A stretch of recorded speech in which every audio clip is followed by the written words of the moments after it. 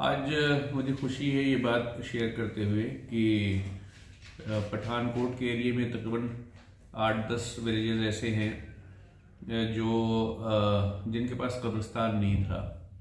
उनमें मुसलमानों की आबादी अच्छी खासी है और उनका कहना ये था कि जब डैम बना वहाँ पर उस एरिया में, उससे पहले उनके पास कब्रिस्तान थे, पर जब डैम बना तो उसकी पानी की डूब के एरिया में वो सारे कब्रिस्तान चले गए और वो एक्वायर हो गए। उसके बाद उनके पास कोई भी कब्रिस्तान नहीं था और इसकी वजह से तकरीबन पिछले 26-27 सालों से उनको अपनी जो डिसीज्ड हैं, जिनका इंतकाल हो जाता था, उनकी डेड बॉडीज़ को दफन करने में बहुत ज़्यादा दिक्कत और मशक्क़त आती थी।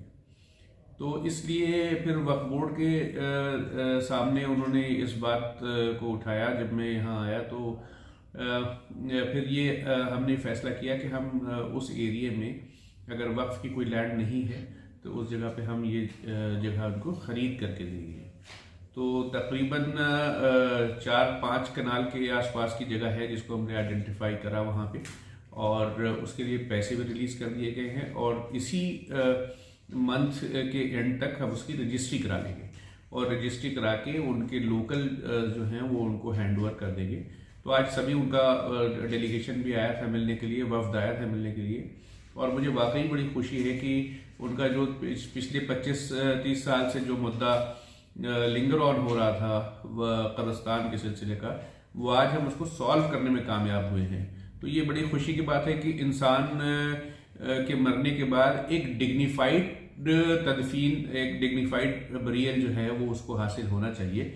और वक्फ बोर्ड की एक प्राइम रिस्पॉन्सिबिलिटी में भी है कि जितने भी कब्रिस्तान हैं वो वहाँ लोकल मुसलमानों की ज़रूरत के मुताबिक रिजर्व किए जाए, ताकि जो ये बेसिक जिम्मेदारी है उसको पूरा किया जाए।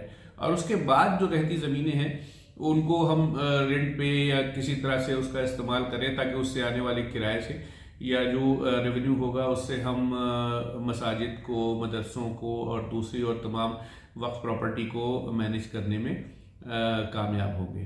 तो ये आज बाकी बड़ी खुशी की बात है कि चलो एक बेसिक नीड जो मुसलमानों की थी उस एरिए में पूरी हुई है।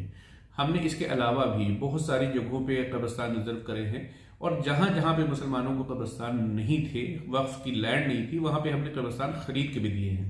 ये उस सिलसिले की एक कड़ी है और ये हमारा कमिटमेंट है वक्फ बोर्ड का कि जहाँ कहीं पर भी मुसलमानों को अगर वक्फ की लैंड अवेलेबल नहीं है कब्रिस्तान के लिए तो वहाँ पर वक्फ बोर्ड उनको खरीद के जगह देगा, और अगर अवेलेबल है तो अगर वो किसी और के पास लीज है तो भी हम उनकी लीज कैंसिल करके कम से कम इस बुनियादी ज़रूरत को पूरा करने के लिए हम हमारा कमिटमेंट है और हम इसको करते रहेंगे।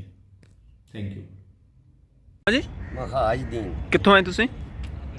ਅਸੀਂ ਆਏ ਹਾਂ ਪਤਰਾਲੂਆਂ ਤੋਂ ਜੀ। ਕਿਹੜਾ ਜ਼ਿਲ੍ਹਾ ਕਿਹੜਾ? ਜ਼ਿਲ੍ਹਾ ਪਠਾਨਕੋਟ। ਕੀ ਮਾਮਲਾ ਕੀ ਸੀਗਾ ਜੀ? ਇਹ ਮਾਮਲਾ ਜੀ ਕਬਰਸਤਾਨ ਦੇ ਬਾਰੇ 'ਚ ਸੀਗਾ। ਅੱਛਾ ਜੀ।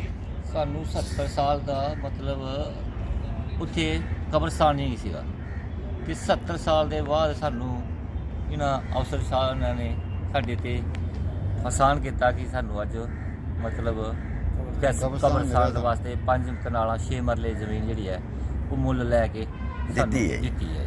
ਕਬਰਿਸਤਾਨ ਕਿਉਂ ਨਹੀਂ ਸੀਗਾ ਤੁਹਾਡੇ ਕੋਲ? ਸਾਡੇ ਕੋਲ ਸੀਗਾ ਜੀ ਪਹਿਲੋਂ ਤੇ ਖਤਮ ਹੋ ਗਿਆ। ਪਹਿਲੇ ਖਤਮ ਹੋ ਗਿਆ। ਸਾਡੇ ਡੈਮ ਬਣੀ, ਡੈਮ ਤੋਂ ਪਾਣੀ ਆਉਣ ਦੇ ਨਾਲ ਸਾਡਾ ਕਬਰਸਤਾਨ ਜਿੰਨੇ ਵੀ ਸਾਨੂੰ ਪਾਣੀ ਦੇ ਵਿੱਚ ਆ ਗਿਆ। ਪਾਣੀ ਆਉਣ ਤੋਂ ਪਹਿਲੇ ਅਸੀਂ 30 ਸਾਲ ਹੋ ਗਏ ਡੈਮ ਬਣਿਆ, ਲੇਕਿਨ ਸਾਨੂੰ ਨਾ ਜਨਾਜ਼ਾ ਛਪਾਉਣ ਦੇ ਵਾਸਤੇ ਕੋਈ ਜਗ੍ਹਾ ਨਹੀਂ ਮਿਲੀ। ਚੋਰੀ ਛੱਪੇ ਮਤਲਬ ਚੋਰੀ ਛੱਪੇ ਅਸੀਂ ਨਾ ਦਫਨਾਉਂਦੇ ਸੀ ਕਿਤੇ, ਕੋਈ ਕਿਉਂਕਿ ਸਾਡੀ ਮਾਲਕੀ ਨਹੀਂ ਇੱਥੇ, ਕੋਈ ਮਾਲਕੀ ਨਹੀਂ ਸੀ। ਤੁਸੀਂ ਕਦੋਂ ਆਏ ਜੀ ਇੱਥੇ ਪੀਏਪੀ? ਇੱਥੇ ਅਸੀਂ 3-4 ਮਹੀਨੇ ਪਹਿਲਾਂ ਆਏ ਸੀ। ਪਹਿਲੇ ਆਏ। 3-4 ਮਹੀਨੇ ਤੇ ਕੀ ਇਹਨਾਂ ਨੇ ਉਦੋਂ ਕੀ ਕਿਹਾ ਸੀਗਾ ਜੀ? ਉਹਨਾਂ ਨੇ ਇਹਨਾਂ ਕਿਹਾ ਕਿ ਤੁਸੀਂ ਜ਼ਮੀਨ ਲਾਓ ਕਿਤੇ ਤੇ ਉਹਦੇ ਬਾਅਦ ਦੇਖਾਂਗੇ ਕੋਈ ਨਹੀਂ। ਹੁਣ ਪੰਜਾਬ ਵਕਫ ਬੋਰਡ ਨੇ ਪੈਸੇ ਦਿੱਤੇ ਆ ਜੀ ਤੁਹਾਨੂੰ? ਹਾਂਜੀ ਪੈਸੇ ਤੇ ਦਿੱਤੇ। ਜ਼ਮੀਨ ਲੈ ਲਈ ਤੁਸੀਂ? ਹਾਂਜੀ ਲੈ ਲਈ। ਕੀ ਕਹਿਣਾ ਜੀ ਇਹਦੇ ਬਾਰੇ? ਸਰਕਾਰਾਂ ਬੜੀ ਮਿਹਰਬਾਨੀ, ਧੰਨਵਾਦ ਹੈ ਜੀ ਸਾਹਿਬ ਉਹਨਾਂ ਦਾ ਬਹੁਤ ਧੰਨਵਾਦ। ਇਹਨਾਂ ਨੇ ਸਾਡੇ ਨੂੰ ਇਹੋ ਜਿਹਾ ਮੌਕਾ ਸਰਕਾਰ ਦਾ ਬੜਾ ਧੰਨਵਾਦ ਹੈ, ਸਾਹਿਬ ਦਾ ਬੜਾ ਧੰਨਵਾਦ ਹੈ, ਬਾਕੀ ਸਾਰਿਆਂ ਦਾ ਕਿ ਜੋ ਉਹਨਾਂ ਨੇ ਸਾਡੀ ਅੱਜ ਸੁਣੀ ਹੈ। ਹਾਂਜੀ ਤੇ ਸਾਡੇ ਵਾਸਤੇ ਮਿਲਿਆ ਜਗ੍ਹਾ ਲੈਣ ਦਫਨ ਕਰਨ ਵਾਸਤੇ ਮੌਕਾ ਮਿਲਿਆ ਜੀ। ਬਹੁਤ ਖੁਸ਼ੀ ਦੀ ਗੱਲ ਹੈ।